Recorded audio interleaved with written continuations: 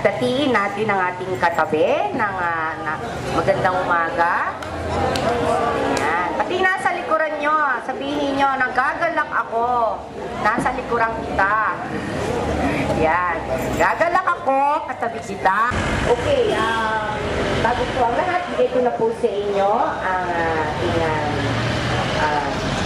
magbibigay na welcome remark. Ayan, nagpupunting pa sila. Ayan po, ang ating dito.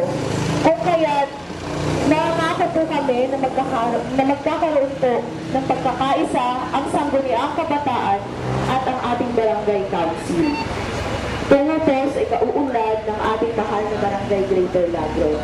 Makakaasa po kayo na magiging laki po kayong lahat sa aming pagsiservisyo sa inyong lahat. At ito po ang aming magiging puso, ang pagsiservisyo po sa inyong lahat. Yun lamang po at maraming salamat.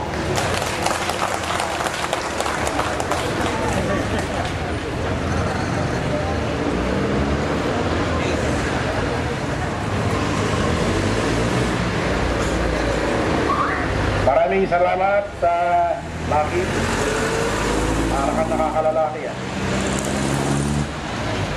Anyway, bigyan naman natin ng daan ang ating kaibigan, ang Pangulo ng Greater Lagro Club, Auto Club.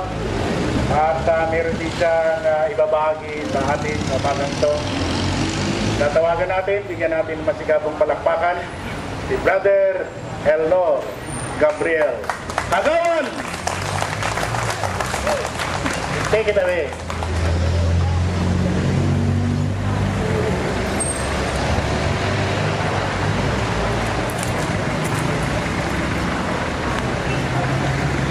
Magandang umaga po muli sa inyo, lalo po sa ating muling punong barangay, Atty. Renato Yu Galibal at sa mga nagagandang dalangin kagawad at dalawang nag-iisang mutya na kagawad, kagawad Pantabora. Magandang umaga po muli sa inyo. Ako po ang founder ng Greater Lagro Auto Club.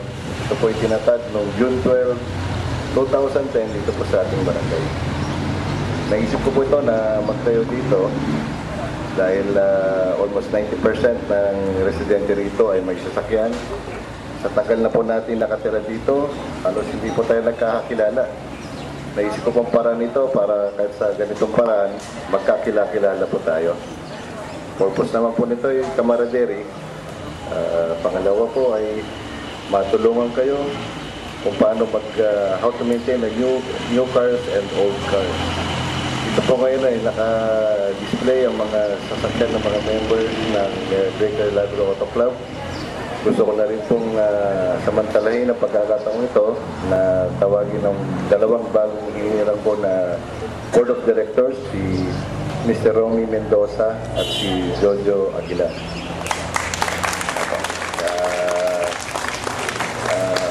Sana po, yung iba pong hindi pa naka-member dito, maaari po kayong umanig sa grupong ito.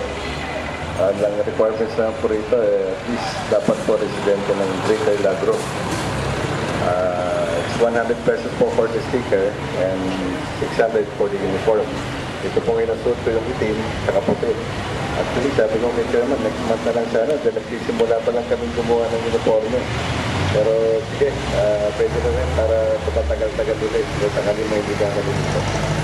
Magandang umaga po muli sa inyo. Ngayon ba kabigat ka na kayo?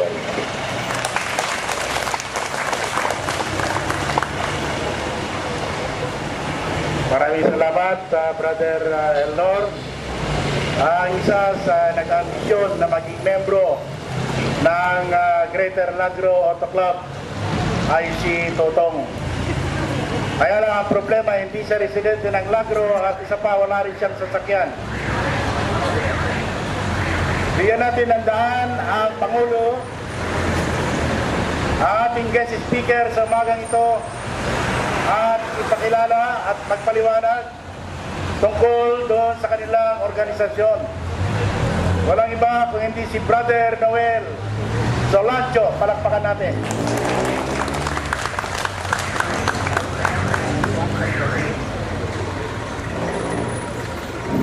Maraming salamat po. behalf of the leadership of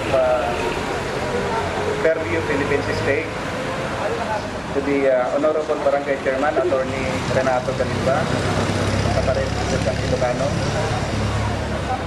Honorable Barangay Kagawad, lahat po kayo, and other barangay officials, and other community leaders.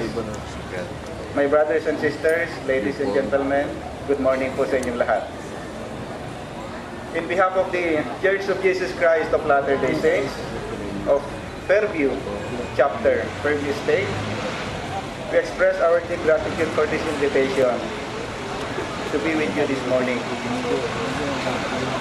It is a privilege to introduce to you some of our programs in the church that are geared towards community building.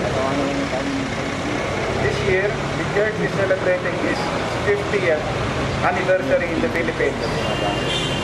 As part of this Jubilee celebration, we have been rendering community service since 2008 in the Lagro area.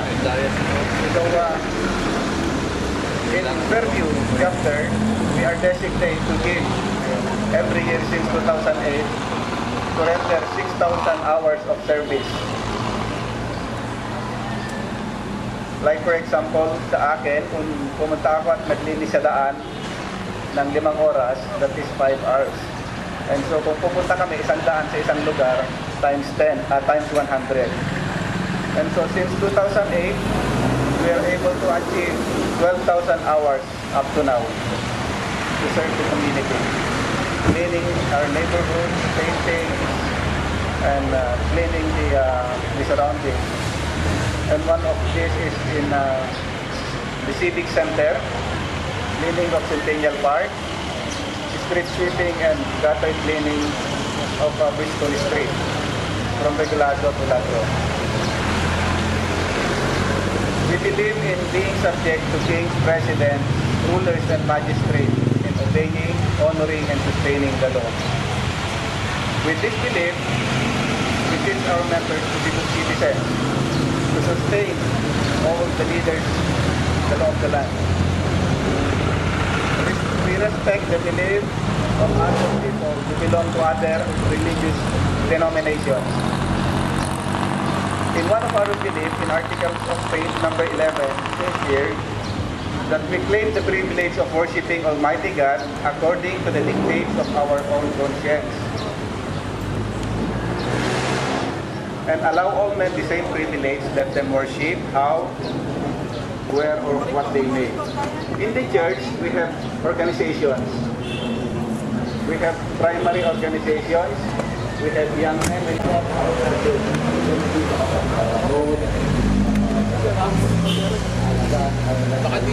1 minute na lang kan. 1 minute. Para matignan po, lalong-lalo na yung mga walang pera, kailangan